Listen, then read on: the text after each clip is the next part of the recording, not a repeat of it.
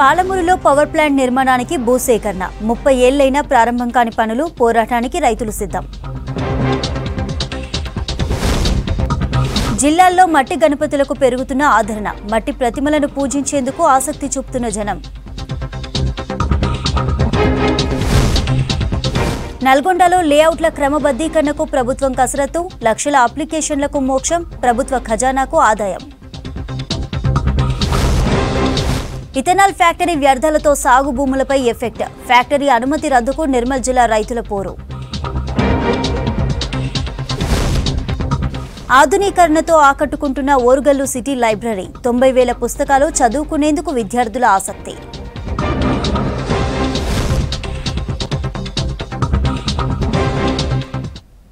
Details చూద్దాం. పర్యావరణ హితం కోసం కొన్నేళ్లుగా మట్టి గణపతుల ప్రతిష్టాపన పెరుగుతోంది. ఇందుకు అనుగుణంగా ప్లాస్టర్ ఆఫ్ ప్యారిస్ స్థానంలో మట్టి ప్రతిమల తయారీ కూడా పలువురికి ఉపాధినిస్తోంది. కరీంనగర్ జిల్లా కేంద్రం సమీపంలోని బొమ్మకల్, గుంటూరుపల్లితో పాటు జగిత్యాల జిల్లా కోరుట్లలో, పశ్చిమ బెంగాల్లోని కోల్కతా నుంచి వచ్చిన కళాకారులు రూపొందిస్తున్న భారీ మట్టి వినాయకులు చూపర్లను ఎంతగానో ఆకట్టుకుంటున్నాయి. రాష్ట్రంలోని నలుమూలల నుంచి ఇక్కడికి గణపతులు కొనుగోలు చేసి తీసుకువెళ్తారు.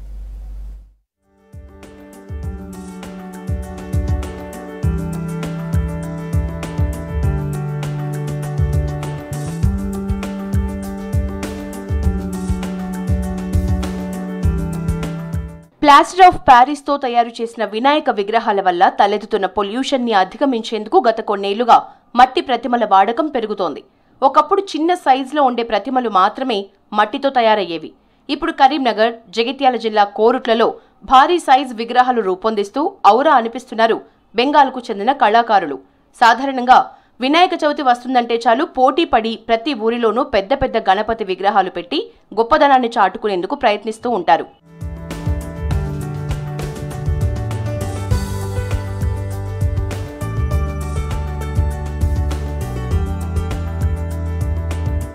ప్రమాదకరమైన ప్లాస్టర్ ఆఫ్ ప్యారిస్, ఇతర రసాయనాలతో కూడిన రంగులద్దిన వినాయకులు చూసేందుకు అందంగా ఉన్నా వాటి నిమజ్జనం తర్వాతే మనకు అసలైన కష్టాలు ప్రారంభమవుతాయి. వినాయకుడిని నిమజ్జనం చేసిన వాగులు, చెరువులు తీవ్రంగా కలుషితం కావటం వల్ల ఆ నీరు ఇంకిన భూగర్భ జలాలు కూడా విషపూరితమవుతాయి. పశువులు, చెరువుల్లో ఉండే చేపలు మృత్యువాత పడుతుంటాయి. ఇలాంటి సమస్యలు రాకుండా మట్టి గణపతుల కాన్సెప్ట్ పెరిగింది. మొదట్లో కొంతకాలం హైదరాబాద్ నుంచి మట్టి విగ్రహాలు కొనుగోలు చేసి తీసుకొచ్చేవారు.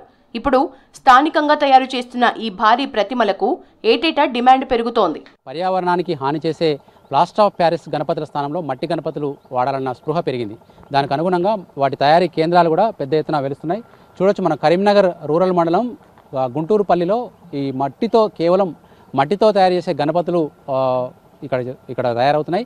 కేవలం మట్టితో ఇంత పెద్ద భారీ విగ్రహాలు గతంలో ప్లాస్టర్ ఆఫ్ ప్యారిస్తో మాత్రమే తయారయ్యాయి. కానీ ఇప్పుడు పెద్ద పెద్ద విగ్రహాలు కూడా మట్టితో తయారవుతున్నాయి. ఇందుకోసం ఇక్కడ స్థానికంగా దొరికే మట్టితో పాటు, స్థానికంగా దొరికే చెరువు మట్టితో పాటు, ముఖ్యంగా కలకత్తాలోని గంగానది తీరం నుంచి తెచ్చిన ప్రత్యేకమైన మట్టిని, తర్వాత సముద్ర తీరంలో ఉండే ఒండ్రు మట్టిని వాడి మొత్తం ఈ ప్రతిమలు రూపొందిస్తున్నారు. ఈ ప్రతిమల రూపకల్పన ఎట్లా ఉంది ఒకసారి చూద్దాం. మనకు రకరకాల మెటీరియల్స్ దీంట్లో వాడుతూ ఉన్నారు. దీంట్లో ఈ తలభాగం కూడా చూడొచ్చు, గణపతి తలభాగం కూడా ఈ పైన పూసిందంతా కూడా మనకు ఈ గంగా మట్టి కాబట్టి చాలా షైనింగ్గా ఉంది. ఇక్కడ తొండం అమర్చడానికి వీలుగా ఒక భాగాన్ని వదిలిపెట్టి ఉంచారు. ఇట్లా మనకు ఈ భాగం కనుక చూస్తే దీంట్లో తల అమరుస్తారు. ఇట్లా మనకు ఇవి కొద్ది స్థాయి రూపం తీసుకొచ్చిన తర్వాత ఈ భాగాలకు కాళ్ళు, చేతులు ఇట్లా అందంగా ఈ కలకత్తా నుంచి వచ్చిన కళాకారులు వాటిని తయారు చేసి ఒక్కొక్క భాగాన్ని అతికిస్తారు. సింహం ఆకృతి ఎంత అందంగా కళాకారులు తీర్చిదిద్దారో చూడొచ్చు. మనకు పూర్తి స్థాయి ఫినిషింగ్తో పాటు ఇందులో వాడిందంతా కొబ్బరి పీచు. ఈ కొబ్బరి పీచును ఉపయోగించి ఇట్లాంటి ఆకృతి తీసుకొచ్చారు. సింహం తలపైన ఆసీనుడైన బొజ్జ గణపయ్య ఆకృతిని చూడొచ్చు. దాని చుట్టూ కూడా ఒక సూర్యాకృతిలో ఉన్న ఒక మంటపాన్ని ఏర్పాటు చేశారు.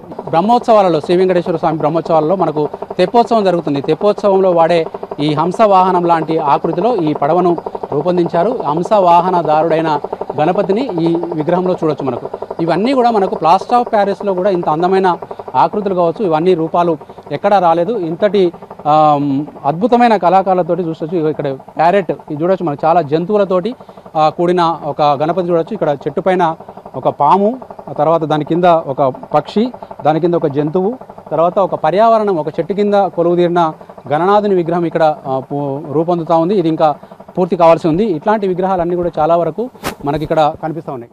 ఇక్కడ తయారవుతున్న మట్టి విగ్రహాలకు ఇప్పుడు ఎంతో డిమాండ్ ఉంది. వీటికి కొనుగోలు చేసేందుకు ఎక్కడెక్కడి నుంచో వస్తున్నారు. రసాయన రంగులు, ప్లాస్టర్ ఆఫ్ ప్యారిస్ తో తయారు చేసిన విగ్రహాల వల్ల జరిగే నష్టాలపై ఇటీవల జోరుగా ప్రచారం సాగుతూ ఉండటంతో ఏటికాయేడు మట్టి విగ్రహాల పట్ల ఆదరణ పెరుగుతోందని వాటిని కొనుగోలు చేయడానికి వచ్చిన వారు చెప్తున్నారు. బొమ్మకల్ తయారీ కేంద్రంలోనే అడుగు పరిణామంలో ఉండే చిన్న సైజ్ మొదలుకొని దాదాపు 20 అడుగుల దాకా మట్టి విగ్రహాల్ని తయారు చేసి విక్రయిస్తూ ఉంటారు. 20 అడుగులకు మించి మట్టి గణపతులు ప్రతిష్ఠించాలి అనుకునే వారి కోరిక మేరకు నేరుగా మంటపాల దగ్గర వాటిని తయారు చేస్తారు.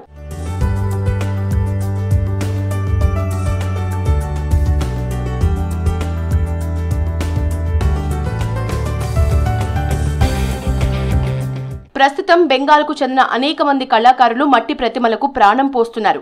పూర్తిగా చేత్తో వీటిని కళాత్మకంగా తయారు చేస్తున్నారు. పూర్తిగా బంకమన్నుతో తయారు చేయడంతో పాటు వీటికి వాటర్ కలర్స్ మాత్రమే వాడుతారు. ఇవి ఇట్టే నీటిలో కరిగిపోతాయని చెప్తున్నారు. విగ్రహాలు పూర్తయ్యాక వాటికి రంగులు వేసేందుకు కూడా ప్రత్యేకమైన పెయింటర్స్ ఉన్నారు.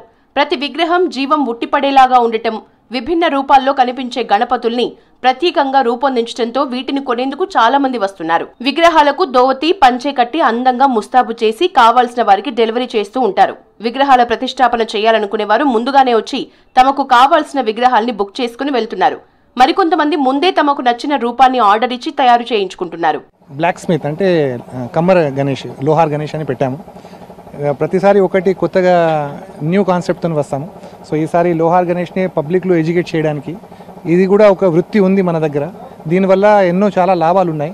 సో ఈ కమ్మరి గణేష్ ఏంటంటే పిల్లలకు, స్కూల్ పిల్లలకు వాళ్ళకి తీసుకొచ్చి చూపించడం. ఎందుకంటే వెనకట ఇవి ఉండేది, కమ్మరి గణేష్ ఉండేది. సో కమ్మరోళ్ళు ఉన్నప్పుడు వాళ్ళు గడ్డపారాలు కావచ్చు, కత్తులు కావచ్చు, ఏదైనా ఈలపీటలు కావచ్చు, ఇవన్నీ తయారు చేసి ఇచ్చేవాళ్ళు. ఇప్పుడు అన్ని రెడీమేడ్ దొరుకుతున్నాయి. ఈ క్రమంలో అందరూ మర్చిపోతున్నారు. చాలా బాగున్నాయి సార్. మట్టి గణపతులు పర్యావరణ పరిరక్షణ కొరకు మట్టి గణపతులు అనేది చాలా ఇంపార్టెంట్. ఎందుకంటే సులువుగా వాటర్లో కరిగిపోతాయి కాబట్టి మట్టి గణపతులు ప్రతిష్ఠించడము చాలా ఇంపార్టెంట్. అంటే దాంతోనే పర్యావరణ హాని జరిగే ప్రమాదం ఉంది. ప్లస్ దాని కలర్లు కూడా న్యాచురల్గా ఉండకుండా ఉంటాయి. ప్లస్ ఏంటంటే దీనికి న్యాచురల్ కలర్స్ యూజ్ చేస్తుంటారు. ప్లస్ మట్టి అనేది సులువుగా వాటర్లో కరిగిపోతుంది కాబట్టి పర్యావరణ హాని కలగకుండా ఉంటుంది. కాబట్టి మట్టి గణపతులను ప్రతిష్ఠించడం చాలా ఇంపార్టెంట్. అట్లా రేట్లు ఎక్కువ ఉన్నా కూడా ఇది మట్టి గణపతిని ప్రతిష్ఠించడం చాలా శ్రేష్టకరం. కాబట్టి మట్టి గణపతి అందరూ ప్రతిష్ఠించాలి అని చెప్పి మా ఉద్దేశం సార్. చాలా బాగుంది. ఇక్కడ అన్ని మట్టితో వినాయకులు చేస్తున్నారు. ఇంకా మట్టిని ప్రమోట్ చేయాలి అని నేను కూడా చెప్తున్నాను అందరికీ. ఎందుకంటే ప్లాస్టర్ ఆఫ్ ప్యారిస్ అనేది వాటర్ని మొత్తం కాలుష్యం చేస్తుంది. అలాగే మనం మట్టిని యూజ్ చేస్తే మాత్రం ఖచ్చితంగా చాలా బాగుంటుంది. మన పర్యావరణం కూడా చాలా బాగుంటుంది. టోటల్ చేతులతోనే చేస్తున్నారు వీళ్ళు. అక్కడ పరికరాలు మీకు ఎక్కడైనా కనిపిస్తున్నాయో చూడండి ఒకసారి. అసలు లేనే లేవు. ఓన్లీ బొంగులు కొనుకొచ్చుకుంటారు, కట్టెలు కొనుకొచ్చుకొని హ్యాపీగా చేస్తారు వాళ్ళు. మట్టి గణపతుల తయారీలో చెరువుల నుంచి తెచ్చిన బంకమట్టి, ఎండిపోయిన వరిగడ్డి, తవుడు, ఊక, వెదురు బొంగులు ఉపయోగిస్తారు. ఇవన్నీ పర్యావరణానికి ఎలాంటి హాని చేయవు. భారీ సైజు విగ్రహాల తయారీకి కొంత బంకమట్టిని ప్రత్యేకంగా బెంగాల్ నుంచి లారీలో తెప్పిస్తున్నారు. చెరువులో, వాగులో వీటిని నిమజ్జనం చేసినప్పుడు ఇవన్నీ తేలికగా నీటిలో కరిగిపోతాయి.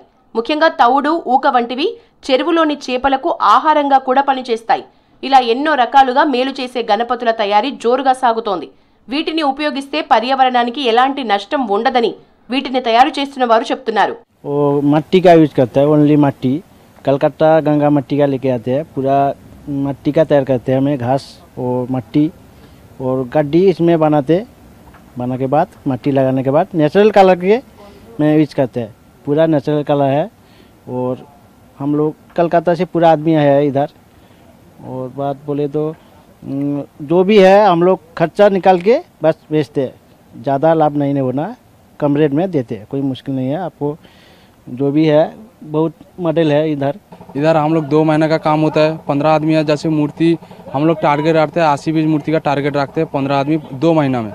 अगर जैसे 2 महीने में 15-80 मूर्ति कंप्लीट हो जाएगा, कस्टमर फोटो लेके आते हैं, फोटो का काम हम लोग करते हैं। जैसे कस्टमर फोटो लेके आएगा उसी प्रकार से हम लोग मूर्ति बनाते हैं। वो कलकत्ता का मिट्टी है, और गंगा मिट्टी है, वो कलकत्ता से लेके आया। और गंगा मिट्टी मरते हैं ना, वो कड़क नहीं आता, नहीं आता। उसके बाद में कलर डालता है, उसके बाद में कलर डाल के तुम्हारा क्या कहती है वो इसमें आती है। సెప్టెంబర్ 7న వినాయక చవితి ఉండటంతో ఇప్పుడు చివరి దశలో విగ్రహాల తయారీ నడుస్తోంది. విగ్రహాల డిజైన్, సైజ్ ఆధారంగా రేట్లు ఉంటాయి. కనిష్టంగా 3000 నుంచి గరిష్టంగా 1,00,000 రూపాయల దాకా విగ్రహాల్ని విక్రయిస్తూ ఉంటారు. పర్యావరణానికి హాని చేసే ప్లాస్టర్ ఆఫ్ ప్యారిస్ గణపతుల సంఖ్య ఏటేటా తగ్గిపోతుంది. ఇది ఒక మంచి పరిణామం అనే చెప్పాలి. ఇప్పటికీ ఆ పాత రకం గణపతులను వాడేవాళ్ళు మట్టి గణపతులు వాడాలని చెప్పి వీళ్ళంతా కోరుతూ ఉన్న పరిస్థితి కనిపిస్తుంది. ఓవరాల్గా చాలా మంచి సందేశం ఇచ్చేలా ఇక్కడి గణపతులు చాలా మందిని ఆకర్షిస్తున్నాయి. కెమెరామెన్ కవికుమార్తో వెంకటేష్, V6 న్యూస్, కరీంనగర్ నుంచి.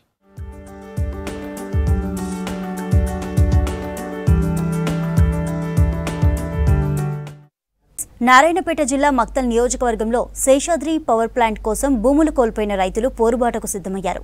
30 ఏళ్ల క్రితం చౌకగా తమ దగ్గర భూములు స్వాధీనం చేసుకున్నారని ఆవేదన వ్యక్తం చేశారు అన్నదాతలు. జీవనాధారం లేక కాలం వెళ్లదీస్తున్న తమకు న్యాయం చేయాలని ప్రభుత్వాన్ని కోరుతున్నారు బాధిత రైతులు.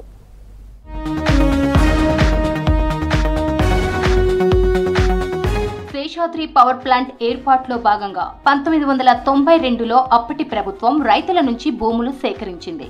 నారాయణపేట జిల్లా మక్తల్ నియోజకవర్గంలోని హిందూపూర్, కృష్ణా, గురజాల్, తంగిడిగి గ్రామాల పరిధిలో దాదాపు 600 ఎకరాల భూములను రైతుల నుంచి ప్రభుత్వం సేకరించి అగర్వాల్ గ్రూప్స్, సూర్య గ్రూప్స్ కంపెనీ పేరిట రిజిస్ట్రేషన్ చేయించింది.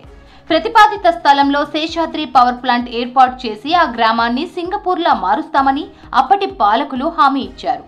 శేషాద్రి పవర్ ప్లాంట్ ఏర్పాటైతే తమ జీవితాలు బాగుపడతాయని, తమ గ్రామంలో యువకులకు ఉద్యోగాలు వస్తాయని భావించారు రైతులు. అగర్వాల్ గ్రూప్స్ పవర్ ప్లాంట్స్ ను ఏర్పాటు చేయలేదు. కానీ భూములు కోల్పోయిన రైతులు మాత్రం నిరాశ్రయులుగా మిగిలిపోయారు. జీవనాధారం కోల్పోయి అవస్థలు పడుతున్నారు. స్పాంజ్ ఐరన్ కంపెనీ వేస్తాము, శేషాద్రి పవర్ వేస్తాము అని సూర్య గ్రూప్స్ హైదరాబాద్ వాళ్ళు చాలా చాలా తక్కువ రేటుకి తీసుకున్నారు. హిందూపూర్, కృష్ణా, గుర్జాల్, తంగిడిగి 4 గ్రామాల వాళ్ళ భూమి కృష్ణా రైల్వే స్టేషన్ నుంచి ఉత్తర దిశకు ఉంది. ఆ భూమిని మొదట్లో 8,500 రూపాయల ఎకరా, ఈరోజు అది 25 లక్షలు పలుకుతుంది. ఆ భూమిని 8,500 ఎకరా చొప్పున, తర్వాత ₹1,00,000 ఎకరా చొప్పున అందాజు 500-600 ఎకరాలు భూమి కొని దాన్ని అదే మాదిరిగా ఇడిచిపెట్టారు. ఇప్పుడు అది 8,000 అమ్ముకునింది. ఇప్పుడు వాళ్ళంతా కోట్ల లెక్కలు వాళ్ళు అమ్ముకుంటుంటే ఇప్పుడు మా పరిస్థితి ఏమన్నా? ఇప్పుడు మా దాని గురించి మేము దాన్ని అదే పొలం ఫ్యాక్టరీ వస్తుంది కదని మా చిన్న చిన్న పిల్లలు పెట్టుకుని మాకు ఏదో ఒకటి లాభం ఉంటుందని కేసి ఎంతో కష్టపడి కేసి దాని మీద ఆశ పెట్టుకుంటుంటే ఇప్పుడు అది భూమి మనం ఏమో ఖాళీగా ఉందని మేము పండించుకుంటుండే దాన్ని ఇప్పుడు వాళ్ళు అమ్ముకుంది ఉంటుంటే మేము ఎక్కడ పోవాలా? అప్పట్లో బాధిత రైతులకు ఎకరాకు 8,500 రూపాయల నష్టపరిహారం ఇచ్చారు. ఇలా 300 ఎకరాలు సేకరించారు.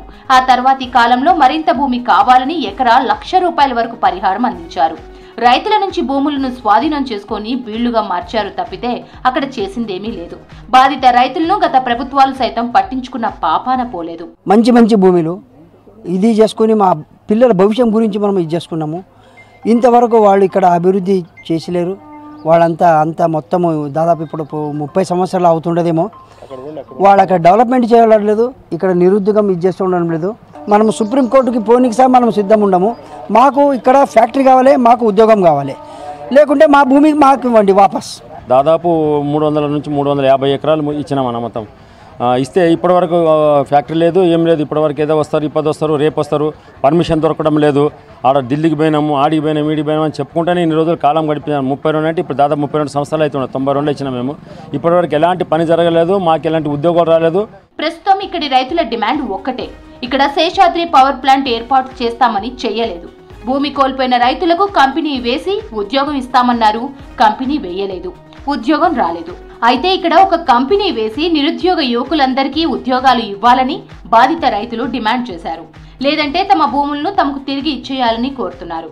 పశ్చిమ బెంగాల్లో టాటా కంపెనీ ఏర్పాటు కోసం భూములు సేకరించి కంపెనీ ఏర్పాటు కాకపోవడంతో అక్కడ రైతులకు ప్రభుత్వం తిరిగి భూమిని ఇచ్చిన విషయాన్ని ఇక్కడ రైతులు గుర్తు చేశారు. పశ్చిమ బెంగాల్ తరహాలో తమకు న్యాయం చేయాలని రైతులు కోరుతున్నారు. ఇదంతా జరగకపోగా అగర్వాల్ గ్రూప్, సూర్య గ్రూప్ యజమానులు ఈ భూములకు బేరం పెట్టారని, ఒకవేళ అదే జరిగితే తమకు తీవ్ర అన్యాయం జరుగుతుందని రైతులు ఆవేదన చెందుతున్నారు. మాది 10 ఎకరాలు చేను పోయింది. కంపెనీ చేస్తాము, నౌకర్లు ఇస్తాము, ఇక్కడ హై స్కూల్ కడతాము అని అన్నీ చెప్పినారు. చెప్పిన దానికి ఇచ్చినాము. కంపెనీ చేయలేదు, ఏం లేదు. మా పిల్లలు బెంగళూరు పోయిన దొరుకుతుంది నీకు ఏమి కంపెనీ చేసి నౌకరీని ఇవ్వని, లేకుంటే మా పొలం మాకు వదిలేయమని. కలకత్తాలో ఒక కంపెనీ తీసుకుంటే వాళ్ళకి మళ్ళీ ప్రభుత్వం వాపస్ ఇచ్చింది వాళ్ళకి. కాబట్టి ఇప్పుడు మేము అడుగుతున్నాం, 30 సంవత్సరాలకు వెళ్ళి మేమే చేస్తున్నాము. కాబట్టి మా భూమి మాకే కావాలనికేసి మేము పెద్దగా డిమాండ్ చేస్తున్నాము. లేకపోతే పెద్ద ఎత్తున ధర్నాలు, రస్తారోకోలు చేస్తాం. భూములు కోల్పోయిన రైతులంతా ఐక్యంగా పోరాడేందుకు సిద్ధమయ్యారు.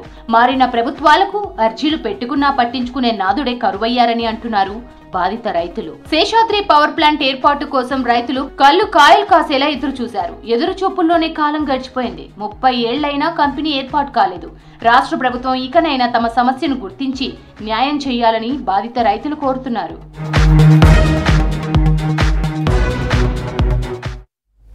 వరంగల్లోని రంగంపేట లైబ్రరీ పాఠకులను ఎంతగానో ఆకట్టుకుంటోంది. ఇటీవలే గ్రంథాలయాన్ని ఆధునీకరించి భవనం చుట్టూ వేసిన పెయింటింగ్ చూపర్లను ఆకర్షిస్తోంది.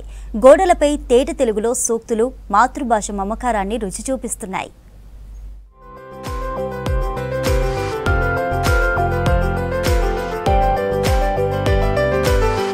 చినిగిన చొక్కా అయినా వేసుకోగాని ఓ మంచి పుస్తకం కొనుక్కో అన్నారు ఓ కవి. పుస్తక పఠనం విశ్వదర్శనం అన్నారు. లైబ్రరీ అంటే విజ్ఞానం పంచే మందిరం. ఓరుగల్లు మహానగరంలో 1964లో సెంట్రల్ లైబ్రరీని స్థాపించారు.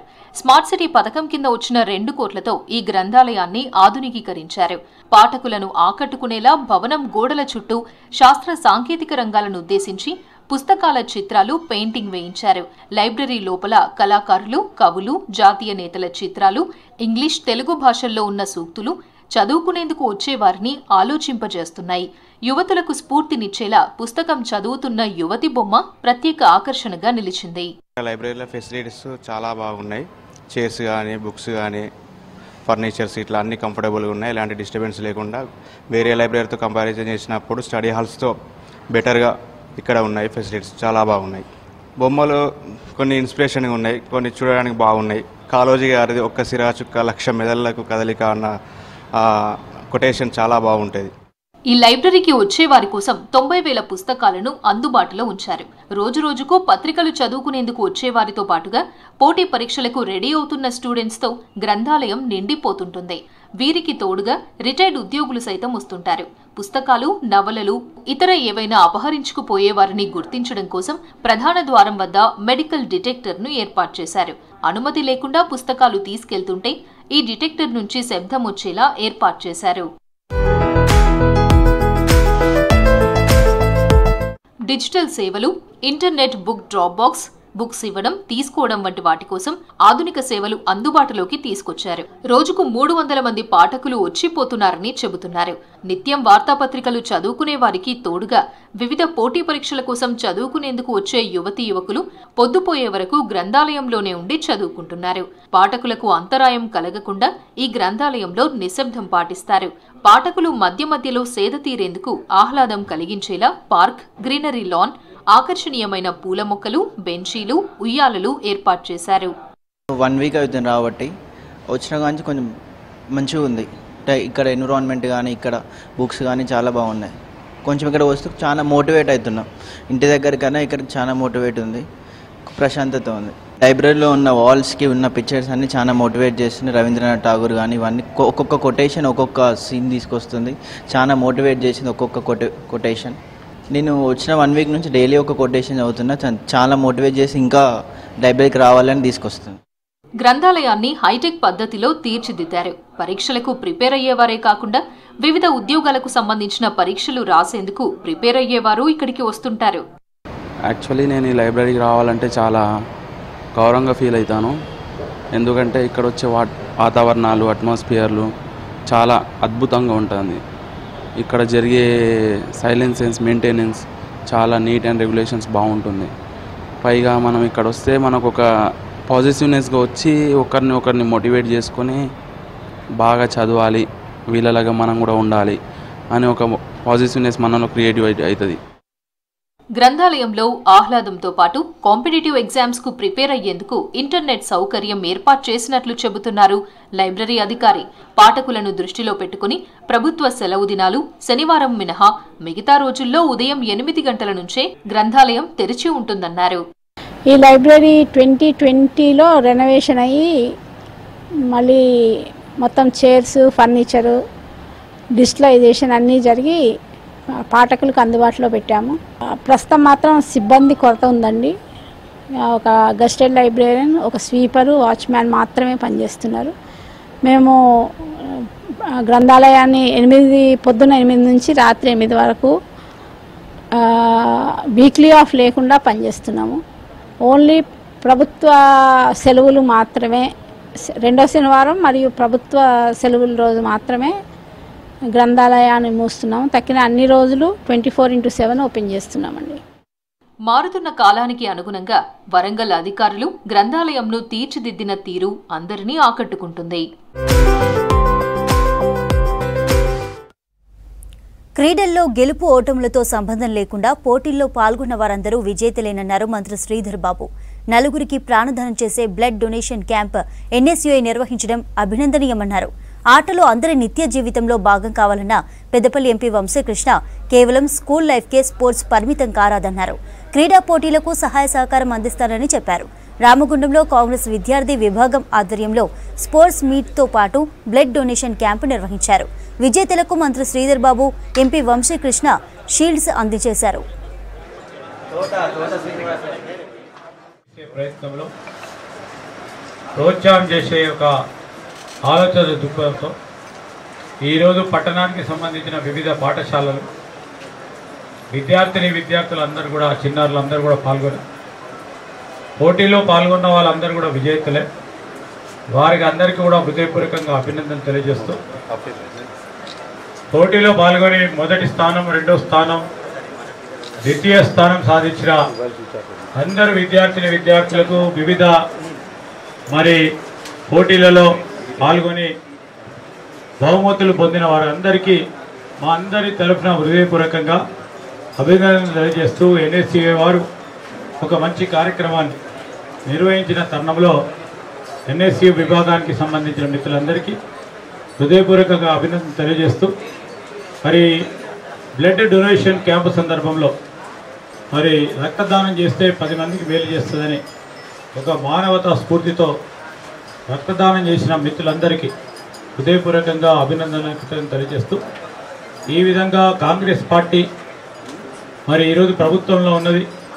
కేవలం ప్రభుత్వం సంక్షేమ అభివృద్ధి కార్యక్రమాలతో పాటు పార్టీ పరంగా ఈ అనుబంధ సంస్థలు యూత్ కాంగ్రెస్ కానీ, ఎన్ఎస్యుఐ కానీ, మహిళా కాంగ్రెస్ కానీ, ఎస్టీ సెల్ కానీ, ఎస్టీ సెల్ కానీ, బీసీ సెల్ కానీ ఈరోజు వీరందరూ కూడా ఇదే విధమైన ఒక ప్రయత్నం చేసి ప్రజల్లో ఉండే ఒక ప్రయత్నం చేయాలని వారందరినీ కూడా మరొకసారి కోరుతూ ఎన్ఎస్యుఐ ఆధ్వర్యంలో ఇంత మంచి టోర్నమెంట్స్ ఆర్గనైజ్ చేసినందుకు చాలా ఆనందంగా ఉంది. ఎందుకంటే స్పోర్ట్స్ అనేది జీవితంలోనే మనకు చాలా నేర్పుతుంది. టీమ్ బిల్డింగ్ కానివ్వండి, పాజిటివ్ మైండ్ సెట్ అంటే గెలుపు ఓటమి గురించి చాలా నేర్పుతుంది స్పోర్ట్స్లో. ఇంతమంది చిన్నపిల్లలు ఇట్లాంటి స్పోర్ట్స్ యాక్టివిటీస్లో పాల్గొని మంచిగా విన్నర్స్గా సెకండ్ ప్లేస్, థర్డ్ ప్లేస్ కూడా గెలుచుకున్న అందరికీ ప్రతి ఒక్కరికి నా హృదయపూర్వక శుభాకాంక్షలు. ఒక ముఖ్యమైన విషయం ఏంటంటే స్పోర్ట్స్ సాధారణంగా 10th క్లాస్ వరకే చేసి మళ్ళీ దాని తర్వాత ఆపేస్తాం. నాతో కూడా అదే ప్రాబ్లం. నేను స్కూల్కి టెన్నిస్ ఆడినాను, క్రికెట్ ఆడినాను, మళ్ళీ కాలేజ్లో కూడా టెన్నిస్ ఆడినా మా కాలేజ్ కోసం టెన్నిస్, క్రికెట్, కానీ దాని తర్వాత ఆపేసిన. సో అట్లా జరగకూడదు అని చెప్పి అందరికీ నా తరఫున నేను మీ అందరికీ నా one set advice. Definitely sports point of view any help ఏమన్నా మేము సహకరించగలుగుతామో ఖచ్చితంగా అది మళ్ళీ ఒకసారి చేస్తామని చెప్పి చాలామంది పిల్లలు ఉన్నారు. వాళ్ళందరికీ ఒకసారి భరోసా ఇప్పిస్తున్నాను. ప్లీజ్ కంటిన్యూ ద స్పోర్ట్, మధ్యలో ఆపకండి. లైఫ్ లాంగ్ ఉపయోగపడుతుంది, మనకు చాలా నేర్పుతుంది. అదేవిధంగా బ్లడ్ డొనేషన్ క్యాంపుల కోసం కూడా ఎవరైతే ఇచ్చినారో వాళ్ళందరికీ సర్టిఫికేట్స్ కూడా ఇవ్వడం జరిగింది. చాలా మంచి కార్యక్రమం. ఇట్లాంటి ప్రతి సంవత్సరం చేయాలని కోరుకుంటూ ముగిస్తాను.